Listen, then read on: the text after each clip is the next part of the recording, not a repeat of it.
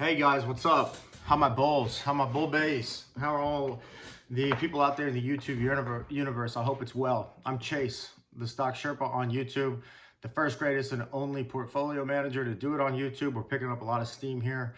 I believe that investment management is going to become a gig economy, like a lot of other gig jobs out there. And I want to give you some of the best information, all of the best information that I know and how to do it. It's Sunday, May 16th. We're going to get right to it. I got a lot for you.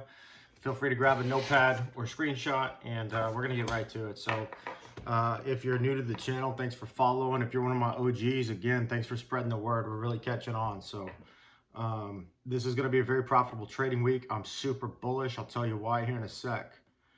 First things first, everbullish.com, my website. Click on the Sherpas list. We got a new Sherpas list up. These are going to be the stocks that I'm looking at this week. This is my ready list. These are the stocks that I'm trading. If you follow my social media, particularly my Instagram at everbullish, you're going to see a little bit more content because I'm going to put when I'm trading, what I'm buying, what to sell, what to clip. But you'll see here, I've got the, I clicked on the wrong one, darn it. I got the Sherpas list right up. I'm going to make it the featured post right after I make this video.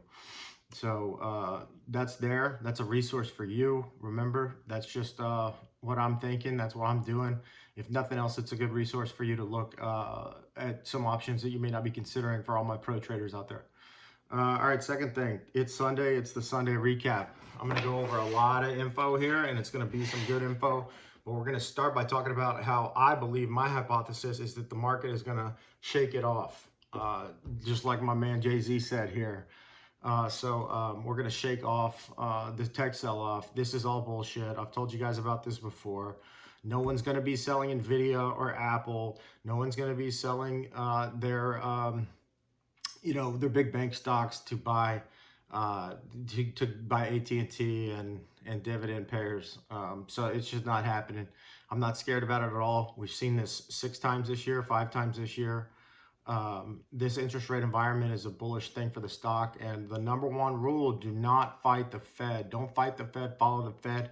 Every manager out there, every PM knows it. And that's the number one rule. That's just the easiest thing. Just don't let that trade be easy when it comes to the Fed. They're coming out, they're telling us what they're going to do. They're going to go easy money policy, and they're not going to try to mess with rates because they can't. I've told you before, I believe low for long. I'm talking 10 years. I think that we're going to have this super low interest rate environment. And the reason is that we have to inflate ourselves out of this. All right, let's get to the recap.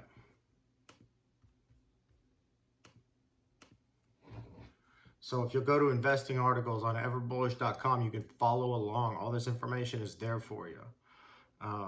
We're going to click. Notice I put United Wholesale Mortgage up on there as the back screen for the blog post. There's a reason for that. All right. So first of all, here we are mid-May.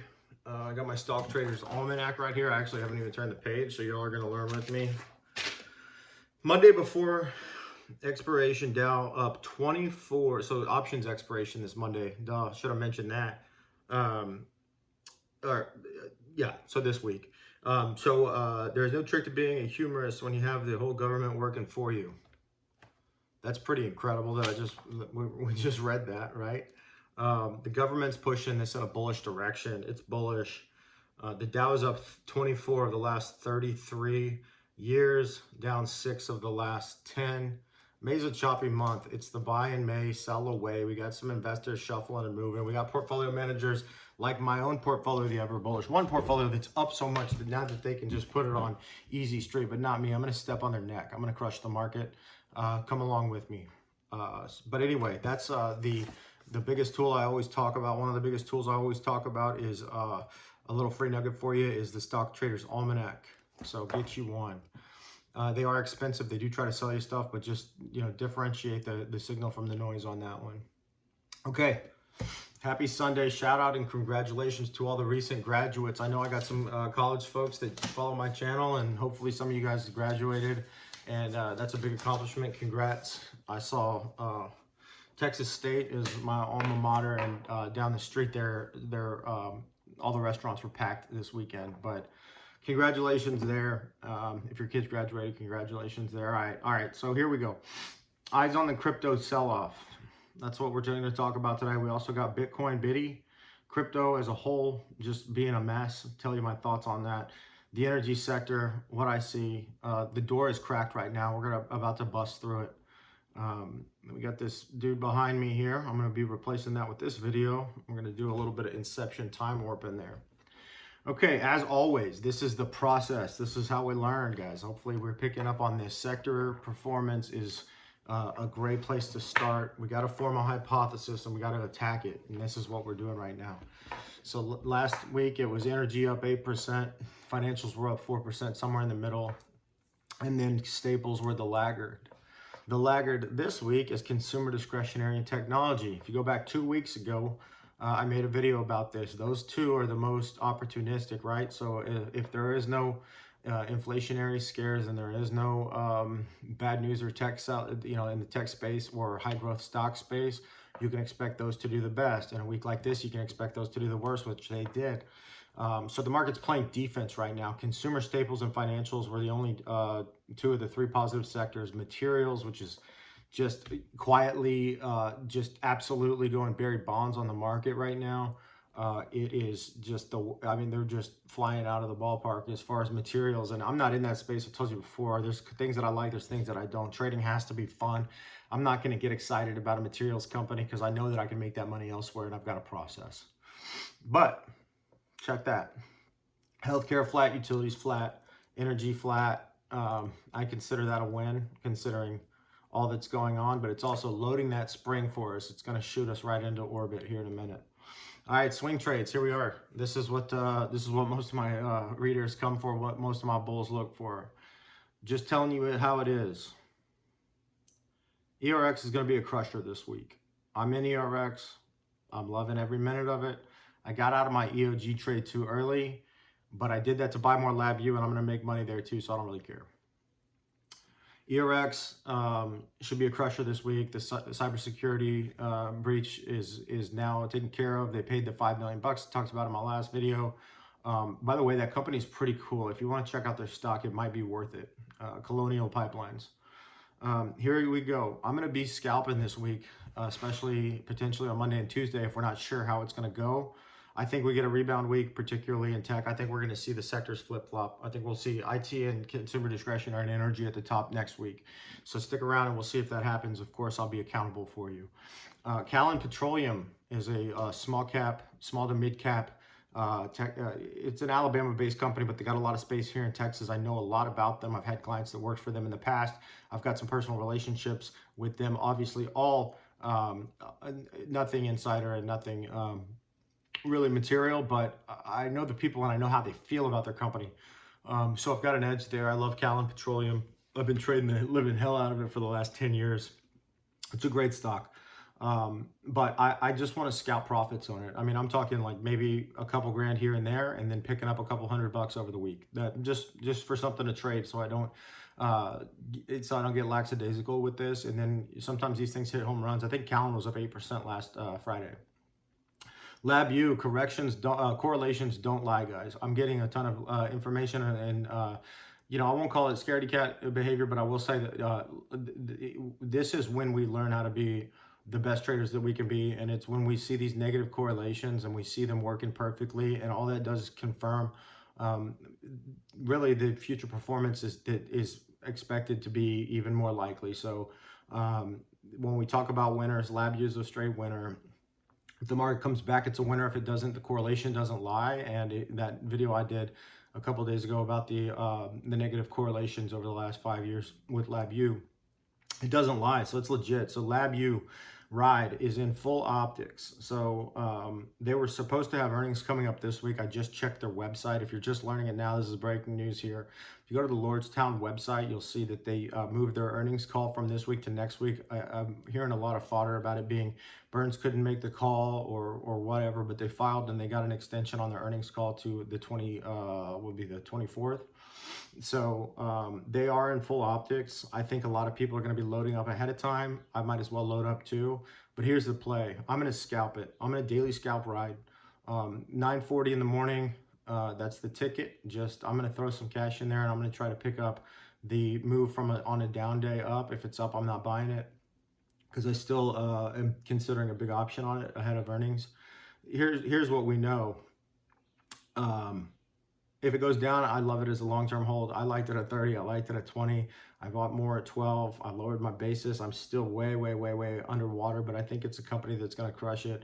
And my hypothesis is that it's if you take the book value, which is you add up the factory, you add up the plant, you add up all the things that they have, you add up all the extra cash that they have on the side, and then divide it by how many shareholders there are, or shares outstanding there are. That's the book value per share. So it's kind of like the liquidation price. I put it at $12 to $15 at that price. That's before they ever make a truck. That's before anybody talks about buying them or partnering with them or selling them or buying their material, buying any of the marketing that they have with Camping World, any of that. So that's Ride. Ride's legit.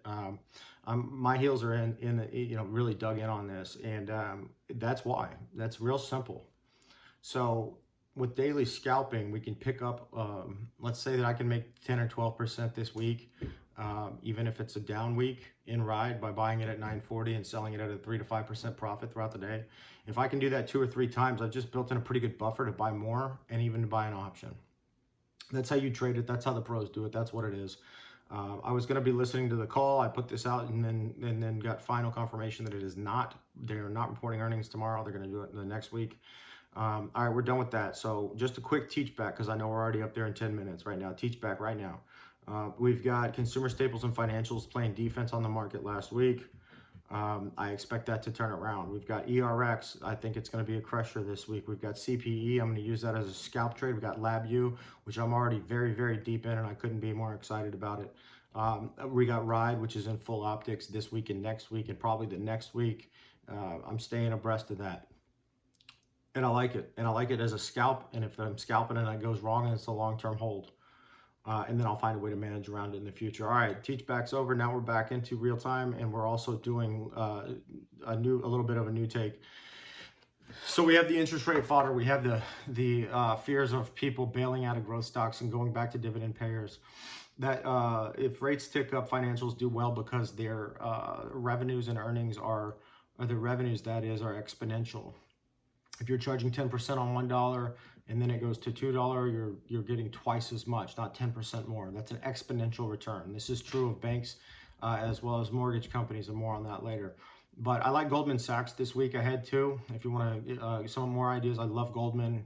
I like it as a long-term hold. I like it as just a safer play, and I like it as a hedge for the other trades that we have on. So if we're wrong and these long-term holds these scalps turn down to long-term holds, we've still got a hedge on it, and we can take some cash out by clipping our profits on Goldman Sachs. The other one is FAS. That's the 3-time financial bull. Financials are going to keep crushing this year. They're very quietly really doing well, kind of staying in the middle of the pack.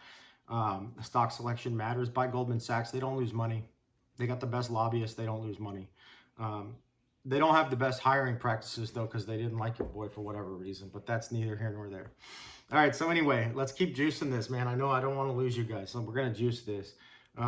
Let's get juicy. ERX, easy. Let the horses run. Mentioned that before. Labu, same thing. Options. This is my actual personal account that I'm talking about here. Options, SOS. Like I mentioned in my last video, I'm done playing the crypto game. I still love crypto. I think Ethereum and Bitcoin are completely legit. I think all the altcoins suck. I wouldn't buy them. But I don't like that Elon's trolling people on this. So I'm pretty deep into that SOS trade. I got to find a way out of it. So I'm going to look for that. QS, QuantumScape batteries, they're beat up. They're way too beat up. I like them at 36. I liked them at 30. Now they're at 26, 27. So QS is one that I'm considering trading as well, but I don't know yet. And all right, market weight. So here we are. Always check the market weight of the just the market, whatever sectors are representative of the overall market, and look at their percentages. I told you guys about this last week. I'm going to do it again. This is still part of the process. It's always been part of mine. I want to make it a part of yours. Just check this every Sunday. IT, remember it was 27.8% last week. Well, now it's 26.2% this week. That's the effect of hurting by all of these let's call them sheep. I like to do it. I like beating up on my broad-based indexers. All these sheep that just put their money in their 401k and they buy the Vanguard Index Fund, and they do it on the 1st and the 15th of every month. Remember, I told you about the arbitrage on how to take advantage of that. I like to rebalance in the middle of the month and not at the beginning of the month for that reason. There's science behind it. Healthcare is only up 12%. That's a laggard. Consumer discretionary is only up 12% this year. Not up, I'm sorry. This is representative. And it's not a laggard. I don't know why I said that. I just had a stroke there. Healthcare is 12% of the market. Consumer discretionary is 12% of the market. Financials is 11% of the market. Here's the thing I was going to say. So consumer staples, which is like your Procter and Gamble's, your Johnson and Johnson's, your Kleenexes of the world, not just household supplies, but that's what always comes to mind for me.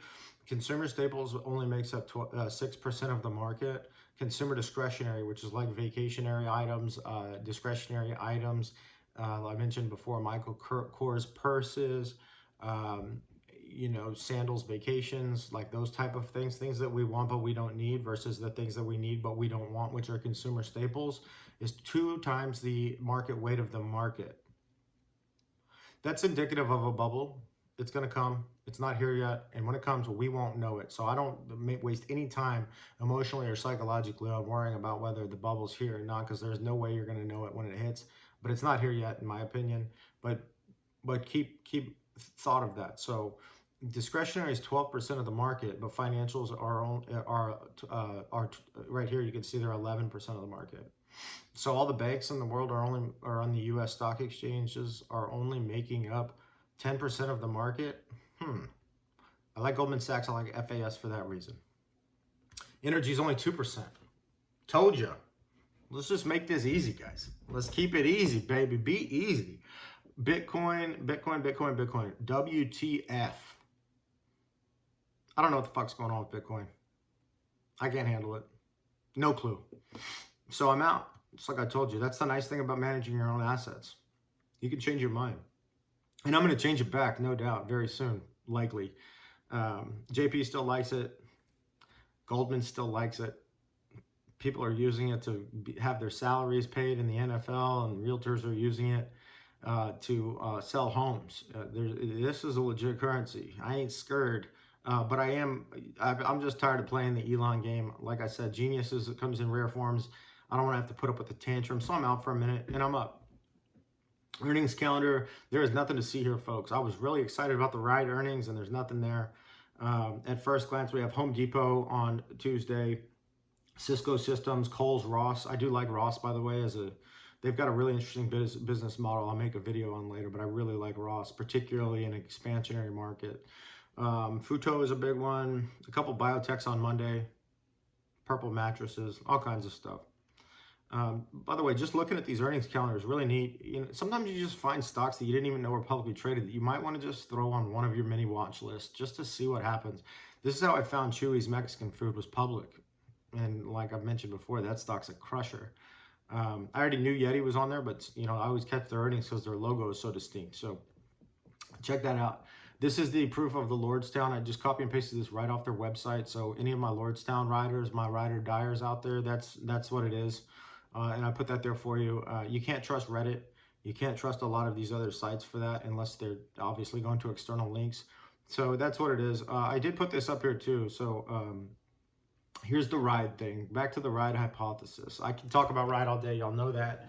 The initial cost is $52,000 versus the best-selling vehicle in the world, which is the Ford F-150, in the United States, which is the Ford F-150. That's $51,000. Price per gallon, electric cost per watt hour is 13 cents, whereas with the Ford F-150, it is $2.57 whenever this was made. The fuel cost over 5 years would be $5,200 with the endurance. It's $15,000, just shy of $15,000 here for the Ford F-150. Maintenance costs are about a quarter. The federal tax credit of $75 lowers the price. The total is $52,000. Out the door, cost of ownership over 5 years for the Lordstown Endurance, and it's $71,000 for the Ford F-150. And it's helping the world heal a little bit when it comes to this whole like clean energy thing. I like that piece of it. I'm not a bleeding heart, but I just think from a macro perspective in the evolution of the earth, this is what's going to happen. And instead of fighting it, trade it. Let it be easy, baby. So anyway, that's why I'm so bullish on Ride. If I change my mind on it, I go back to this chart. Even if the price is higher, there's a $20,000 difference in the cost of ownership over 5 years for an electric vehicle company, and we got Biden's $2 trillion coming in as far as a kind of a balloon that's going to go straight to EV companies and try to gain him some clout. And it's electric, the Voltage Valley, it's electric vehicles. I'm all about that. So that's what it is. I mentioned again here, I talk about my own calculations of this being worth between 12 and 15 a share, not including their intellectual property or their revenues. So, you know, if you just cut bait right now and had a sell-off, that's what it would be worth, net the discount rate. All right, here's the best trade of the week. Thank you for sticking 20 minutes in. United Wholesale Mortgage, UWMC. I need to change this. I had a typo in here. UWMC, United Wholesale Mortgage Company. They are a gigantic player in the refinancing of mortgages. And we know that when that happens, selling debt, and there's a reliable rate, particularly when the reliable rate, which is the 10-year treasury or the 30-year treasury, depending upon how you count it, when that rate is very low, the exponential returns start floating in. Mortgage companies are going to have to be getting a lot of these homes that are going into foreclosure or short sales off the books. They can borrow the money and then refinance it, make money on both sides, and help out the people that are involved as well. The reason that this is such a depressed stock, it's at $7.50 right now, is because it's a SPAC and it got caught up. All the SPACs are getting crushed, as you guys know. What was it, like 2,800, something like that? 2,800 SPACs came out just in the last 1 year. And then the market got beat up. Kramer's, you know, crapping all over the SPACs. A lot of the dumb money is getting out of the SPACs. A lot of the institutions aren't playing with SPACs because their clients don't understand them. But that's the advantage you gain by being your own daddy and learning this stuff. So United Wholesale Mortgage is my trade of the week. It's at $7.50. It is a heavily shorted stock. So there is a chance that you get a squeeze on that one. So I don't see any reason not to own it. I told you about how I like financials long term. That's what it is. $7.50 United Wholesale Mortgage. And for sticking all the way to the end, let me get a plug here first. The Ever Bullish One portfolio beat the market by almost 4.5%. That's enough for most portfolio managers to poison their brother-in-law. The dividend portfolio, I can't even believe it. I'm not a dividend guy. I'm not a deep value guy. I just use common sense. The dividend portfolio is also beating the market, but substantially. Go to performance on the Ever Bullish website. It shows you all the results. It shows you the third-party verified results. The Ever Bullish Balanced portfolio is also beating the market. It's 8%, the rest is 5%. So your parents that are retired, they're getting 5% in a managed account from a big box firm, are getting their money taken from them. If they're paying 1%, they're even worse. I doubled that return if you take out a net 1% on 5. Makes it 4. I made 8. There's no other cost other than the $75 to me as a thank you and to keep you honest. So jump on it. Hold your advisor accountable. Set the table for your own investments. Hold for a year, let the profits come to you. If you don't like it, don't buy it next year. For sticking all the way to the end, the best option trade out there is on United Wholesale Mortgage. It's the just in the money $5 August 19th. So the August 19th $5 strike price for $2.40. Buy those. Those are gonna pop. That's the best option trade of the week, in my opinion. That's what I'm doing. I'm Chase, everbullish.com, the Stock Sherpa on YouTube. Join the Ever Bullish Advantage. Go to the Ever Bullish free newsletter. Keep subscribing, sharing. I'm loving the positive feedback. I thought for 2 years on how I was going to do this channel, and instead of monetizing it, I'm going to give it away and just make this scalable in the ways that the institutions have, but not screw you like the institutions have. So I'm Chase. I'm out. The market's going to brush the dirt off their shoulders, and we're going to kill it this week. Those are the trades. Go to the website if you need to look at them again. Screenshot, like, share, AFG, LFG, LGR.